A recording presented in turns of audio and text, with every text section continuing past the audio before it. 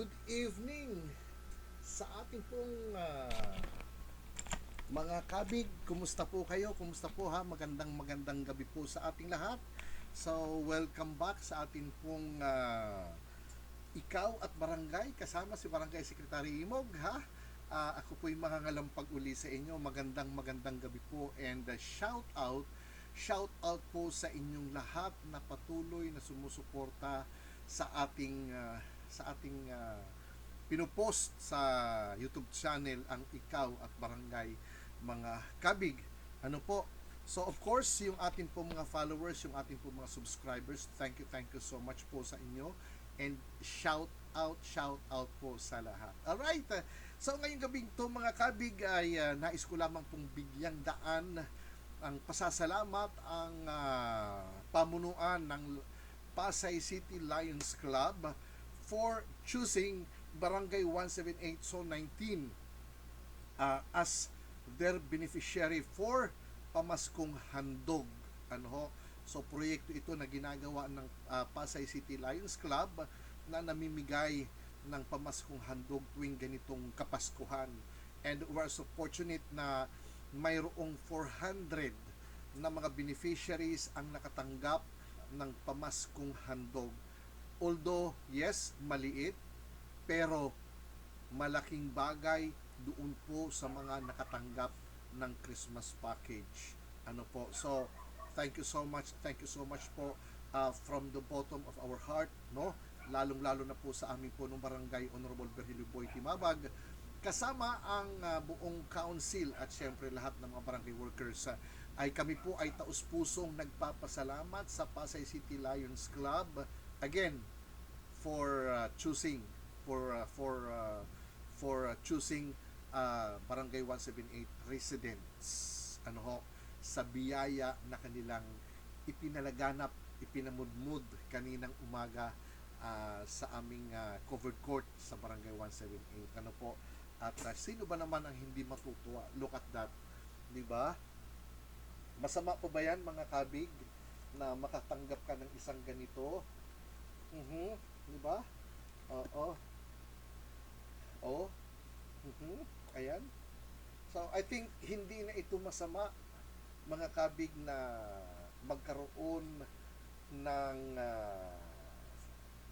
pagkakataon, no, na mabigyan ng pansin ang aming barangay. Well, actually ito yung isa sa mga ipinagmamalaki ng aming punong barangay, ng aming pamunuan, dahil hindi ho tayo tumitigil, ang aming leader, ang aming punong barangay Boy Timabag ay hindi po tumitigil sa paghahanap ng iba't ibang mga pupwedeng mag-sponsor, no, hindi ho tumitigil sa paghahanap, hindi nawawala ng pag-asa na dahil kung maganda ang liderato, maganda develop ang area, di ba, maganda yung lugar, tahimik, when it comes to peace and order, okay, so walang dahilan para ang isang kagaya ng Pasay City Lions Club ay magdalawang isip, di ba, na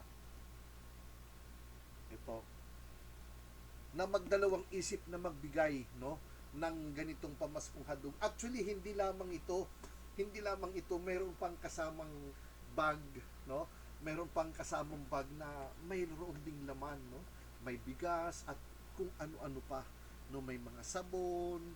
So, talagang very blessed ang Barangay 178 na talagang napili ng Pasay City Lions Club na bigyan, no, ng kasiyahan at marami ho ang nagpapasalamat, marami ho ang natutuwa na yun nga, no, nakatanggap kahit papano. Of course, marami naman po sila na nagbibigay and until now we're still waiting for the pamaskong handog naman from LGU.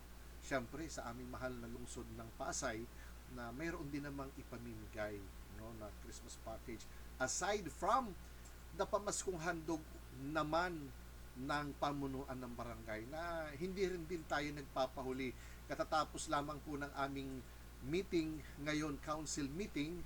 So isa sa mga napag-usapan yung pamaskong handog nga, no, na kung saan ay sabihin ko na kung anong laman pang spaghetti, pang salad, at syempre may kasamang 2 kilong bigas. 'Di ba? So hindi na masama.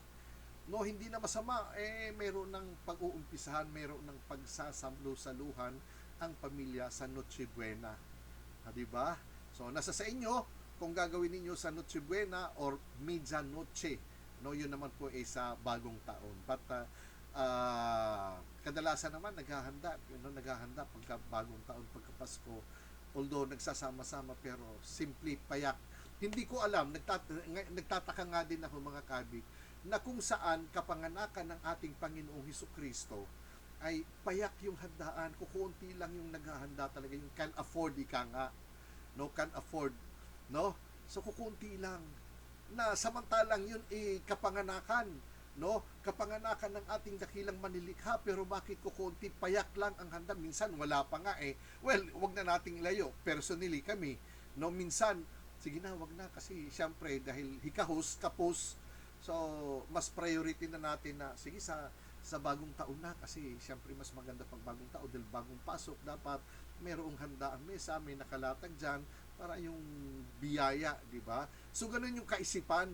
Pero dapat pala, mas magarbo dapat ang paghahanda sa kapanganakan ng ating Panginoon, sa pagsalubong ng kanyang kapanganakan, dahil, di ba, baliktad. But anyways, marami naman diyang naghahanda, at syempre siguro mauunawaan naman yan ng ating Panginoon na, di ba, kung bakit hindi makapaghanda dahil ganito. So, ganon.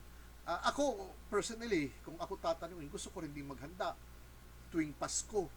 Bakit hindi? Dahil sabi ko nga, kapanganakan ng ating Panginoon. Pero maghanda ka sa Pasko, 5 days from that day, maghahanda ka na naman ng bagong taon. So, medyo magastos. Okay lang sana kung meron ka namang mabubunot, no, madudupot sa bulsa mo na po pwede mong ipaghanda. But anyway, lumalayo tayo sa usapan. Sa tingin po ninyo, ang laman na ito, nagkakahalaga lamang po ba ito ng 300? Di ba? I think hindi. Mga 500 siguro meron. I doubt. No? Ano ba talaga? Sa ako, hula ko. Hindi man ito umabot ng 500, pero hindi na malayo. Kaunti na lang ang diferensya. Pangsalad pa lang spaghetti. Pangsalad pa lang at spaghetti ito. Paano yung kanin? Paano yung, di ba? Yun na lang ba ang ihahanda mo? Siyempre, bibili ka pa ng soft drinks. Bibili ka pa ng... So, yung sinasabi na mainit at pinag-uusapan na ating sinasakyan, medyo hindi ka panipaniwala. Ano ho? Alright, so yun lamang. Maraming salamat mga kabig. Once again, salamat sa Pasay City Lions Club.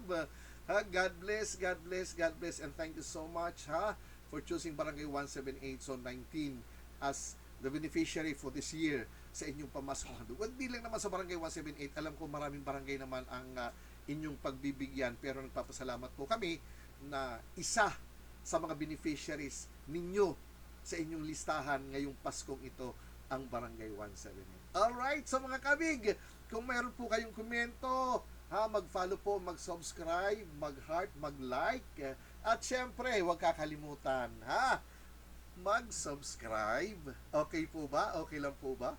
Mag-subscribe. Okay po. So maraming salamat po uli sa inyo.